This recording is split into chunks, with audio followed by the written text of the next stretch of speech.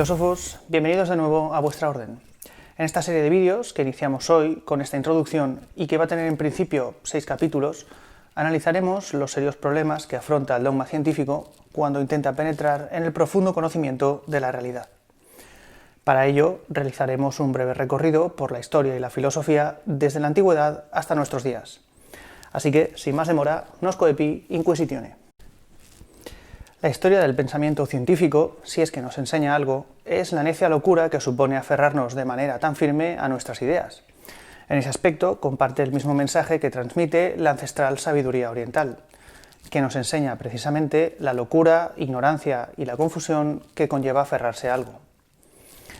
Bien, con todo lo discutido hasta ahora en los vídeos anteriores, que os dejo por aquí arriba, debe estar ya muy claro que la ciencia es imperfecta y, por supuesto, no es omnipotente, ni mucho menos omnisciente, ya que, como hemos visto, el método científico proporciona un conocimiento muy limitado y deformado de la realidad.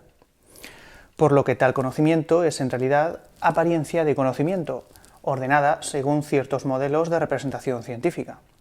Y por tanto, carece de sentido juzgar la veracidad o falsedad de una determinada disciplina, como la acupuntura, homeopatía, reiki, etc., o fenómeno, como por ejemplo los paranormales, en función de si tienen o no fundamento científico. Recordemos que todo lo que sabemos, o mejor dicho, creemos saber, son apariencias dadas por la percepción y modelos que son fruto de la actividad mental.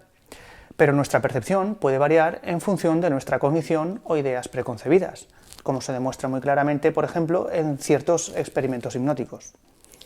Esto afecta a los sentidos y crea una diferencia subjetiva y visible en nuestra realidad. Se deduce, pues, que efectivamente nuestros sentidos físicos nos engañan y, por tanto, el método científico resulta del todo inútil para explicar y comprender la verdad en todas sus dimensiones, por conducir a creaciones ilusorias de la mente basadas en una información sesgada y para nada objetiva. A lo sumo puede considerarse intersubjetiva, es decir, subjetividad compartida entre los seres humanos. En el primer capítulo que desarrollaremos en el próximo vídeo analizaremos el concepto de objetividad del que tanto le gusta presumir a la ciencia. Ahora voy a compartir con vosotros una pequeña reflexión personal.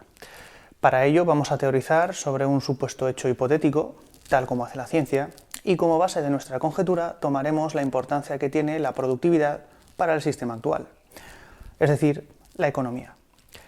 De hecho, eso es desgraciadamente lo único que importa. Para empezar, supongamos que el ser humano tuviera posibilidad de acceder a recursos que le permitieran curar, por ejemplo, todas las enfermedades, incluida esta en la que estamos inmersos, por supuesto. O incluso no enfermar nunca, ni tampoco envejecer. Supongamos también que fuera posible que todo el mundo pudiera disponer de energía gratuita y libre. ¿Por qué no? Estamos imaginando. No hay que discurrir mucho para darse cuenta de que tan extraordinarios descubrimientos o recursos supondrían el colapso y la total destrucción de este maravilloso sistema que hipócritamente no para de repetirnos una y otra vez que todo lo que hace es por nuestra seguridad y bienestar. Se deduce fácilmente que semejante situación representaría una mortal amenaza con catastróficas consecuencias, económicas por supuesto, para las farmacéuticas y el sistema médico en general, si, por ejemplo, existiera algo que impidiera que la gente enfermase, o, para el caso de las grandes empresas dedicadas a la generación y distribución de energía eléctrica, entrarían rápidamente en bancarrota si, hipotéticamente, tuviéramos acceso a energía ilimitada y completamente gratuita. Yo me pregunto, ¿realmente hay gente tan sumamente inocente y tan sumamente ignorante como para creer que de existir una información tan potente como la de este caso ficticio, dicha información no sería inmediatamente censurada, celosamente ocultada y profundamente manipulada para que nunca viera la luz? Además de silenciar, por supuesto, a los autores de tales descubrimientos. ¿En serio creéis que si todo esto fuera real, sería anunciada a bombo y platillo por este fraternal estado del bienestar una noticia que supondría automáticamente su total destrucción, a pesar de ser muy beneficiosa para toda la población? Bien, pues los oficialistas que tanta fe tienen en todas las mentiras que nos cuentan desde las instituciones oficiales, con su supuesta información veraz y contrastada por los famosos expertos, Dirán, por supuesto que sí, que debemos confiar en todo lo que este maravilloso Estado nos diga, porque solo busca nuestro bienestar y se desvive por nosotros y por nuestra seguridad. Y por tanto, toda opinión que contradiga la versión oficial son bulos sin fundamento de una peligrosidad inusitada. En cambio, los que son un poco más espabilados porque han logrado superar el intenso lavado de cerebro al que nos someten desde que nacemos, se darán cuenta al instante de que las supuestas verdades oficiales y los sistemas de valores tan defendidos en todas las épocas, incluso con brutales derramamientos de sangre, posteriormente han cambiado su paradigma de manera radical con el paso del tiempo, en función de los intereses que han ido teniendo los mandamases de turno. Solo hay que echar un rápido vistazo a la historia oficial que ellos mismos nos cuentan y realizar unas simples comparaciones para efectivamente darnos cuenta de que las verdades de hoy son las falacias del mañana.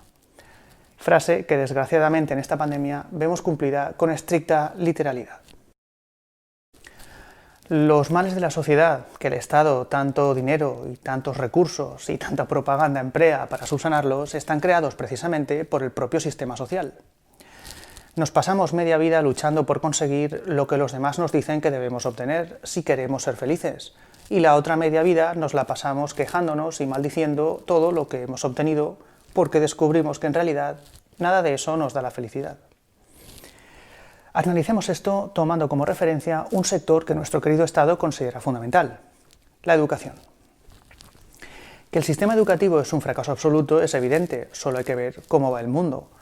Los centros educativos son en realidad centros de programación mental en los que no importa en absoluto la individualidad de los chavales. No interesa que piensen por ellos mismos, ni mucho menos que se cuestionen la doctrina del temario establecido. Solo les instruye para que sean productivos al sistema. Punto. Eso es lo único que importa.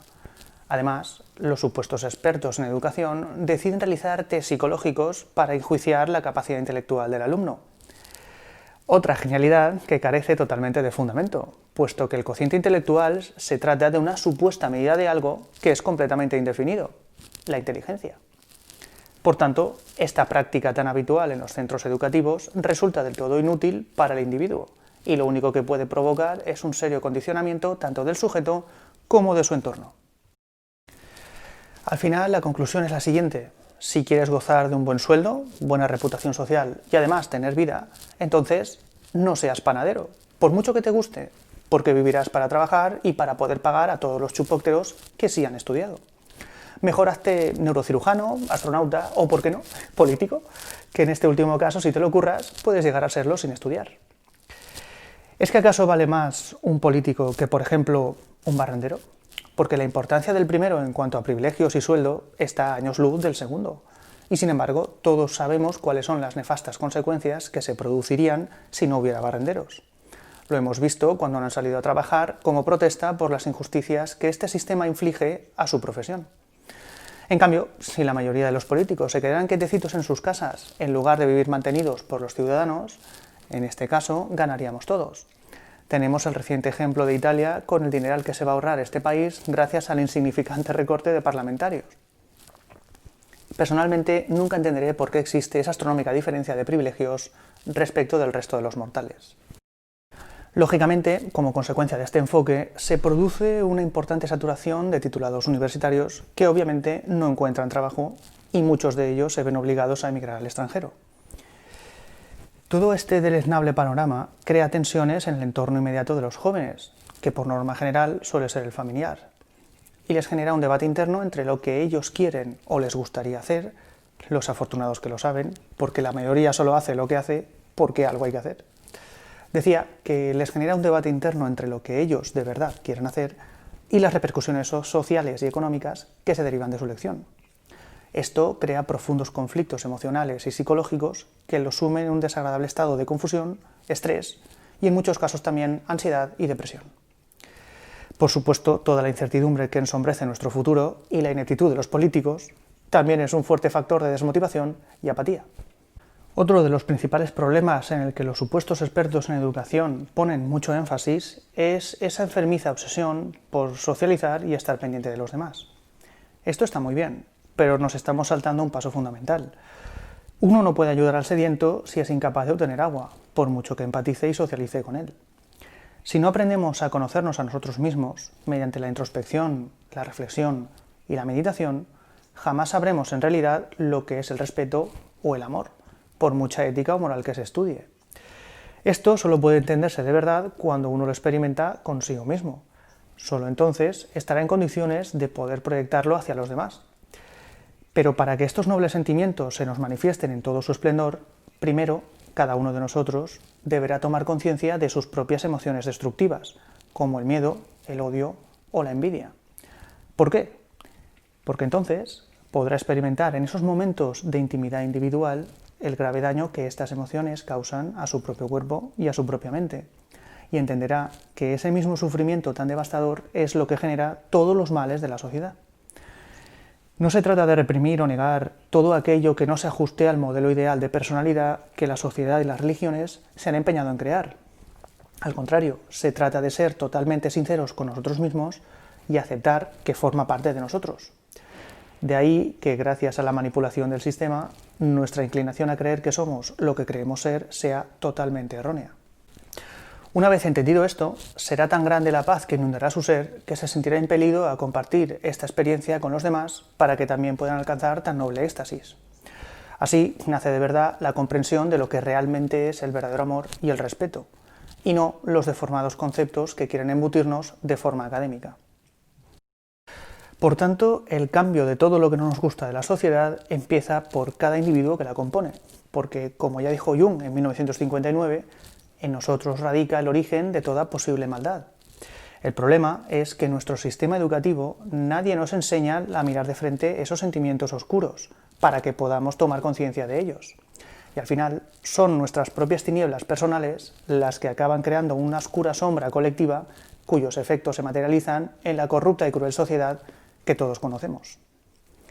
Debemos desarrollar nuestra conciencia individual para descubrir y experimentar el poder que ejercen nuestras verdaderas convicciones, no las que nos imponen los demás con mentiras y prejuicios ideológicos. Solo entonces será posible reconocer lo que realmente alimenta y da sentido a nuestra vida. Y también seremos conscientes del atroz yugo que el ser humano ha impuesto sobre su propia especie, ha de establecer un patrón social fijo e inamovible que discrimina automáticamente a todos aquellos que no encajen en él, condenando a millones de personas durante eternas generaciones a una agonizante esclavitud psicológica y a un permanente estado de infelicidad, enfermedad y estrés. Muchos me podrán decir, la vida es dura, no está hecha para los débiles, adáptate o muere. La vida, queridos amigos, es como es porque nosotros, o algunos, han decidido que así sea. Tenemos la poderosa capacidad de crear el mundo que queramos. Tan solo debemos superar los artificios ideológicos que nos confunden y nos separan los unos de los otros para encontrar esa profunda verdad que es común y que compartimos todos los seres humanos. Como dice la siguiente frase atribuida a Buda, existen infinidad de puertas distintas para que infinidad de individuos distintos encuentren la suya y la atraviesen. Tras esta reflexión puramente personal, damos por concluida la introducción de esta nueva serie. Filósofos, nos vemos en el primer capítulo. Un fuerte abrazo.